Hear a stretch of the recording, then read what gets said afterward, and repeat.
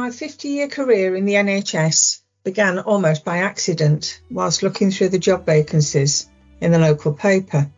I'd been working for a few years as an office girl, secretary, and doing other admin jobs, and then I had 2 children in short succession.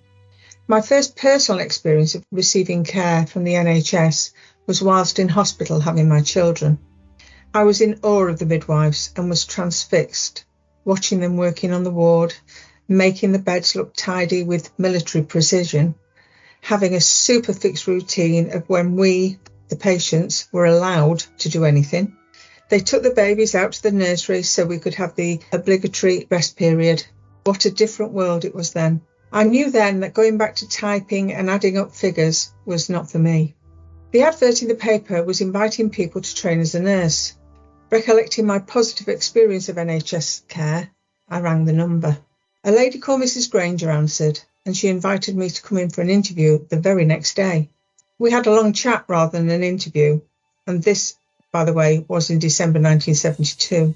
She said that as a registered nurse, I could go further in my career than if I chose to do my pupil nurse training for a state enrolled nurse role.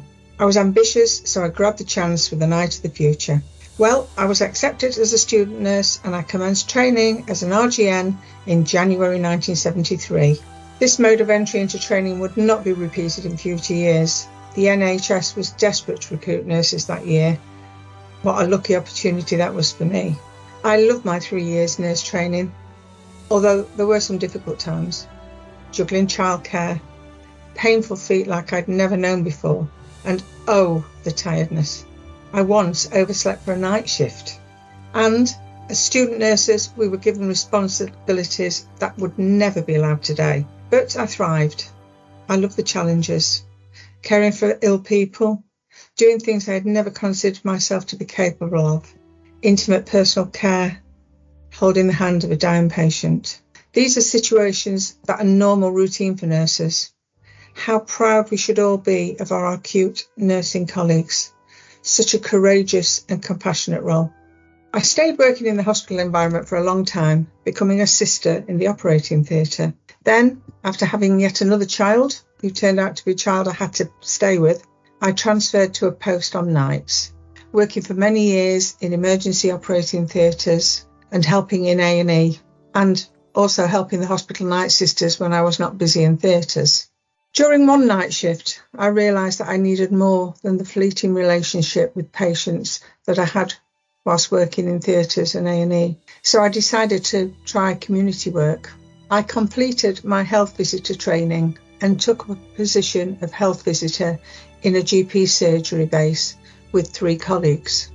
It turned out to be a baptism of fire when my colleagues all left very soon after for other career opportunities. It left me wondering if I'd done the right thing. I soon realised that it was giving me a great deal of satisfaction being in charge. I loved the client contact. I felt that working closely with vulnerable families, I was able to make a real difference. It was a privilege to be taken into their confidence and having an insight into their lives. I worked hard, many hours of unpaid overtime, and managed to get everything done. Perhaps not as well as I would have liked, but it got done. New colleagues were recruited and I saw an opportunity to become a team leader. I was still able to work with families as a health visitor, but also I had the added responsibility of line managing a team. I look back now and can't imagine how I actually did everything I did. It was challenging, fast moving, and a very steep learning curve. I absolutely knew I had found my perfect job.